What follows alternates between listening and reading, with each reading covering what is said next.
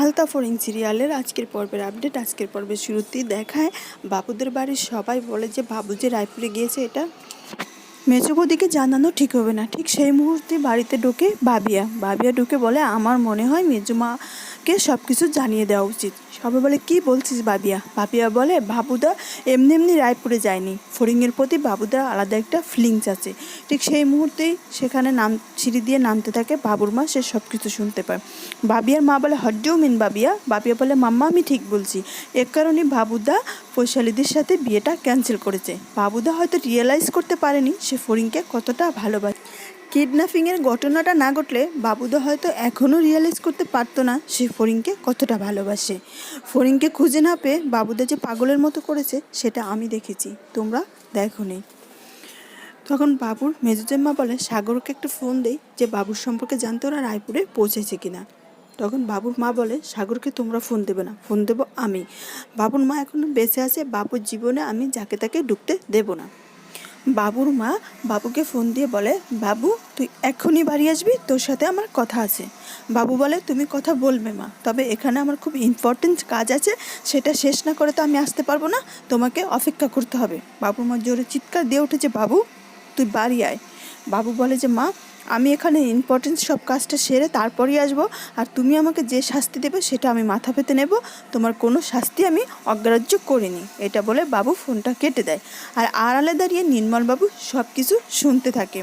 এদিকে বাবু রাধা আর ফড়িংকে বলছে আন্টি আপনার আর ফড়িংয়ের সাথে আমার কথা আছে, ঘরটা একটু খালি করে দেওয়ার জন্য। রাধা তখন সবাইকে চলে যেতে বলে।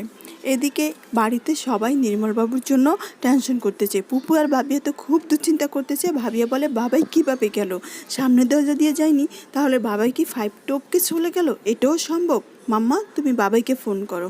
পুপু বলে আমি তোর বাবাকে অনবরত ফোন করে যাচ্ছি, তোর বাবাই ফোনটা রিসিভ করছে না।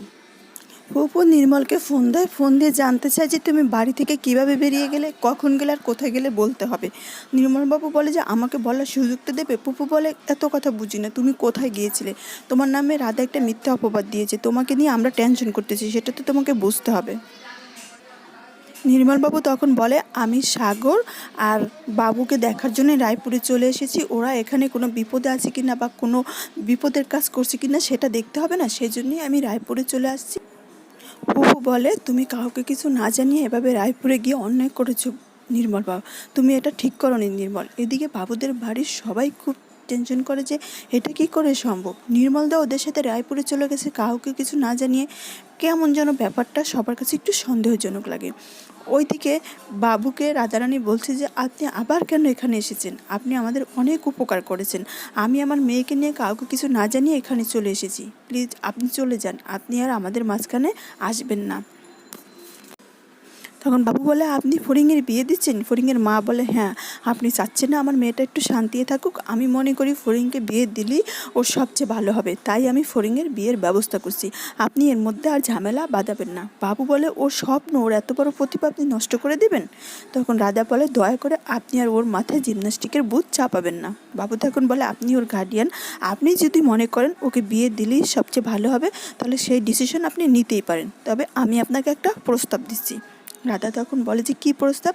বাবু বলে ফড়িংয়ের সারা জীবনের নিরাপত্তার জন্য, ফড়িংয়ের সকল স্বপ্ন পূরণ করার জন্য, আপনার প্রতি অন্যায়ের সুবিচার পাওয়ার জন্য, ফড়িংয়ের পাশে থাকার জন্য, সারা জীবন ফড়িংকে দেখভাল করার জন্য আমি ফড়িংকে বিয়ে করতে চাই।